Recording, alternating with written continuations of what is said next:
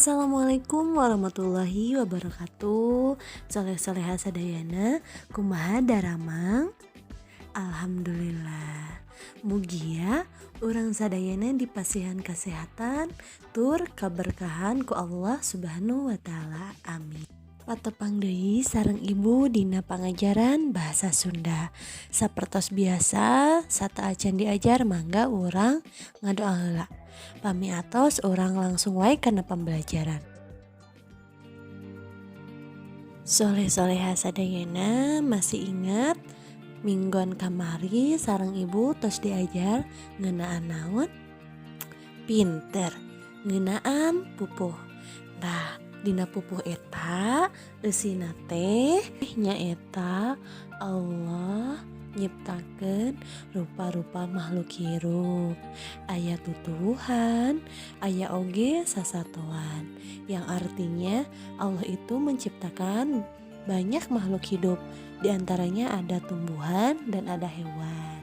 Tah tutuwuhan sareng sasatoan teh ku urang kedah dijaga, kedah dipikanyaah. Ayeuna ibu gaduh dua gambar. Aya gambar A sareng gambar B. Dinu gambar A aya barudak anu nuju nimbulan kicik atawa anak anjing. Tah dinu gambar B aya budak anu nuju ngusapan ucing. Tah menurut hideep mana contoh sikap anu mikanyaah sasatoan? Nah, pinter.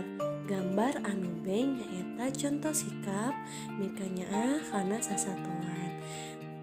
Kusabab dina gambar A mah sanes contoh anu sae. Kusabab nyiksa sareng nenggeulan sasatoan mah teu kenging nya. Ke bilih nyerieun.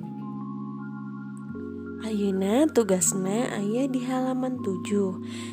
Prak caritakeun ku hideep dua contoh adegan anu nuduhkeun sikep mikanyaah ka sasatoan sareng tutuwuhan, sareng dua contoh adegan anu nuduhkeun sikap anu henteu mikanyaah ka sasatoan sareng tutuwuhan.